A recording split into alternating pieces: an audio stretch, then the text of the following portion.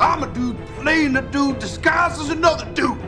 So I was at GameStop trading in my old Xbox Series S. They gave me $240 in GameStop credit for it, which seemed like a good deal. I don't think I paid that much for it anyway. And of course, I chose credit over cash because I imagine over a period of time I will be spending $240.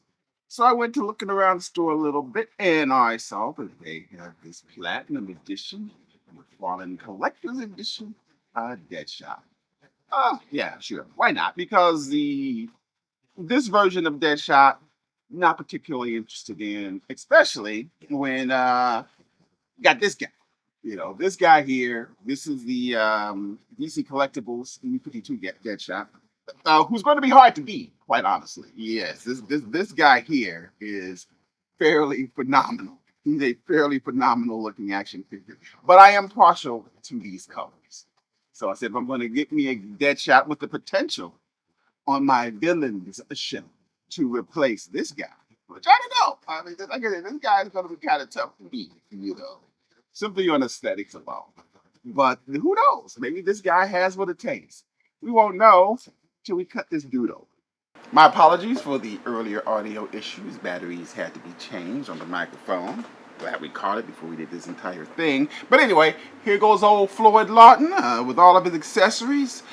2 extra pairs of hands, some rockets and rocket effects, of course.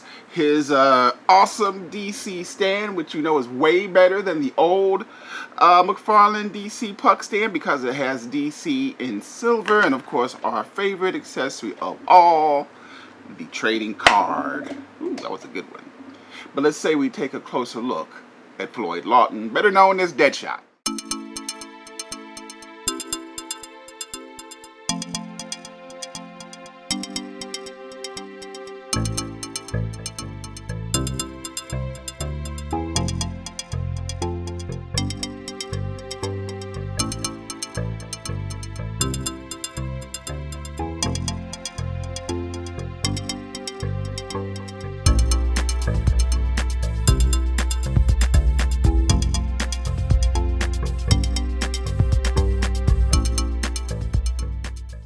So he went ahead and put on one of Floyd's fire effects here and his pointing hand, because I don't know why he has pointing hands. I don't know what he's pointing at, but the man has pointing hands.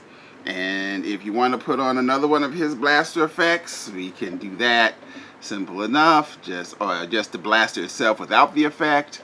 Simple enough. Now he has his blaster effect and his pointy hand pointing at something I guess he wants to blast. Now, we have, and Black Lightning is here in the background. McFarlane experts probably already know why he's here in the background. But let's just take a closer look at Floyd. Now, one thing I will say the camera helps a lot is that while these gray parts are supposed to be metallic, they aren't. They are very, very much plastic gray. It looks very cheap. It looks much better on camera than it does to the naked eye. To the naked eye, it looks like cheap plastic for this $30 figure. He has these pouches. When I saw him through the box, I thought they were you could like stick something in there, but no, they're covered. So you know, I was gonna thought maybe I could. No, you can't really see, can you? Oh, there we go. I was thinking maybe I could stick a knife or a gun or something in there, or the blaster, but no, they are just, I don't know what they're there for. Are they there on the, yeah, they're there on the side, but you know, I don't know what's going on here with old Floyd. Now, Floyd's his physique here, his body, is a reuse of the Black Lightning body, which is a reuse of some other McFarlane body. Now, it's not the reuse that I have a problem with. That is to be expected. We're not mad at reuse. You do what you got to do to get your stuff made. It's just that, why not reuse a figure with plain, legs? Why use a figure with these ridges on the side and the arms, which are not part of the actual figure? Same with Black Lightning.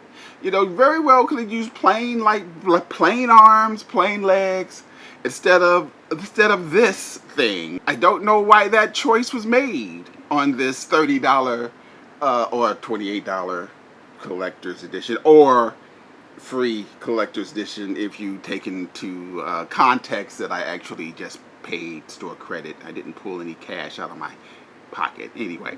But, you know, but yeah, that's, and then, you know, I hate to, you know, complain and whine about these toys. You know, if you want to stand up, Floyd. Now I will say that other, you know, for the plasticky look, it does look okay. You know, it's not a terrible looking figure, but, you know, I think we just expect more from a collector's edition premium price McFarlane figure. And then we have our blaster effects. Now I really have no problem with these things, other than the fact I don't know, instead of giving us these different blaster effect pieces to stick on them, wouldn't it have been, I guess, more prudent just to give one blaster and the effects that you could use separately? I mean, I'm just saying, you know, that seemed like that might have been the more economical move, maybe. Again, but I guess we have to justify the higher price for this figure in some kind of way. Do you care about his articulation? He's a McFarlane figure. I kind of concern, goodness, okay. His arms, you know, these butterfly joints look like they're about to fall off. That's not great. They're very, very loose. But double jointed knees, double jointed elbows. Ah, there you go. It's not a pointing finger. It is a nose picking finger. Problem solved. There we go. He's not pointing at something. As he has a nice little ab crunch front, back, nice little separation in the torso. He can turn left and right and do the splits just like every other McFarlane figure. If you need him to do Floyd to fly through the air, as you try not to. Wow. Pointing at what he wants to kung fu kick at. Wow.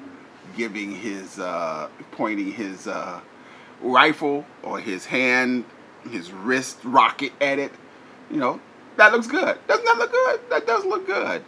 But I will admit that the reflection of the lights is making that gray plastic look a lot better than it actually looks. It is cheap plastic.